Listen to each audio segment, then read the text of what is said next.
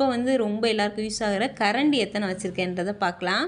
தோசை கரண்டி வந்து தோசைக்கு மட்டும் யூஸ் பண்ணாமல் மற்ற எல்லாத்துக்குமே ஏதாவது வெரைட்டி ரைஸ் மிக்ஸ் பண்ணுறதுக்கு எதை மிக்ஸ் பண்ணுறா இருந்தாலும் இந்த தோசை கரண்டி கொஞ்சம் லாங் ஹேண்டிலாக இருக்கிறதுனால நான் இதை வந்து யூஸ் பண்ணிக்கிடுவேன். அது பக்கத்தில் இருக்க கரண்டியும் பார்த்திங்கன்னா அப்பளம் பொரிக்கிறதுக்கு யூஸ் பண்ணுவேன். இந்த மாதிரி மிக்ஸ் பண்ணுறதுக்குமே இந்த கரண்டி வந்து அந்த ஓட்டையாக இருக்கு இல்லையா, அந்த கரண்டியை யூஸ் பண்ணுவேன்.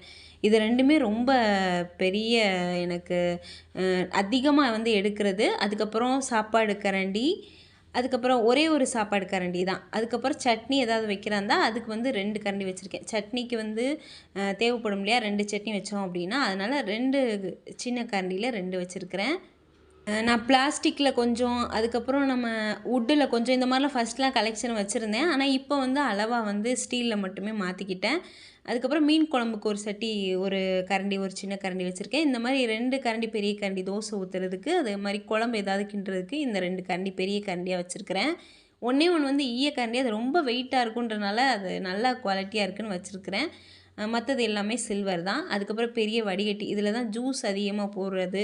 அதுக்கப்புறம் பார்த்திங்கன்னா ஏதாவது வடிகட்டுறது, தேங்காய் பால் இந்த மாதிரி இருக்கும், அதை வந்து யூஸ் பண்ணிக்கிடுவேன். அதுக்கப்புறம் பெரிய அந்த அப்பளம் பொரிக்கிறது, பூரி பொரிக்கிறதுக்கு அந்த கரண்டி, அதுக்கப்புறம் மிக்ஸ் பண்ணுறதுக்கு கூழ் ஏதாவது கிண்டுறதுக்கு இந்த மாதிரி வந்து வச்சுருக்கிறேன் கரண்டி. அவ்வளோதான், இவ்வளோ தான் மொத்த கரண்டியுமே. அதுக்கப்புறம் ஒரே ஒரு வடிகட்டி. நான் ஒரு ஆள் தான் டீ குடிப்பேன், அதனால் டீ வடிகட்டி அதிகமாக தேவைப்படாது. அதனால் ஒன்றே போதுமான அளவு இருக்குதுன்னு 1 மட்டும் வாங்கி வச்சுருக்கிறேன். அவ்வளோதான், இவ்வளோ தான் கரண்டியே. இது வந்து தொங்க ஒரு ஃபஸ்ட்டு நிறைய வச்சுருந்தேன். எது எனக்கு தேவை, சின்ன கரண்டி எத்தனை வச்சுக்கணும் அதெல்லாம் தெரியாமல்.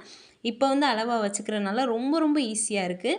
அதுக்கப்புறம் ஸ்பூன் வந்து 4 வச்சுருப்பேன். 2 பசங்க டிஃபனுக்கு கொண்டுட்டு போயிட்டாங்க. இப்போ 2 மட்டும் இருக்குது. இது பார்த்திங்கன்னா சின்ன சின்ன பரிமாறுற மாதிரி பாத்திரங்கள். இதை பரிமாறுறதுக்கும் நான் யூஸ் பண்ணிக்கிடுவேன். அதே மாதிரி ஏதாவது மீனை வந்து பெரட்டுறோம், இல்லை கறி ஏதாவது மிக்ஸ் பண்ணுறோம், அதுக்கப்புறம் மாவு ஏதாவது கலக்கிறோம் அப்படின்னாலுமே இந்த பாத்திரம் வந்து எனக்கு ரொம்பவே யூஸ்ஃபுல்லாக இருக்கும்.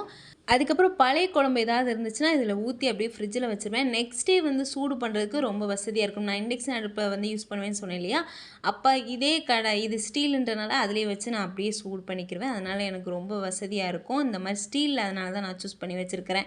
இதுக்கு தனித்தனியாக மூடி இருக்குது. இந்த மூடி இதுக்கு மட்டும் யூஸ் பண்ணாமல் மற்ற எல்லாத்துக்குமே நான் யூஸ் பண்ணிக்கிடுவேன். அதே மாதிரி இந்த ட்ரைப்ளே ஃபஸ்ட்டு காமிச்சேன் இல்லையா, அதுக்குமே தனித்தனியான மூடி இருக்குது. அந்த மூடியுமே பார்த்திங்கன்னா அதுக்கு மட்டும் யூஸ் பண்ணாமல் நான் வந்து ஒவ்வொன்றுக்கும் தனித்தனி மூடி வைக்கல. மொத்தமாக இருக்கிற மூடி இவ்வளோ தான். அதை வந்து எல்லாத்துக்குமே கலந்து யூஸ் பண்ணிக்க போகிறேன். ஏன்னா பார்த்திங்கன்னா எல்லாத்தையும் மொத்தமாக மூட போகிறது இல்லையா, ஒரு நாளைக்கு 4-5 பாத்திரங்கள் தானே, 4-5 கடாய் தான் நம்ம யூஸ் பண்ணுவோம். ஒரு குழம்பு தான் வைக்க போகிறோம். ஒரே ஒரு குழம்பு மூடுறதுக்கு தனித்தனியாக வைக்க வேணாமேன்னு சொல்லிட்டு இந்த மாதிரி வந்து மூடியுமே நான் வந்து டிக்ளேர்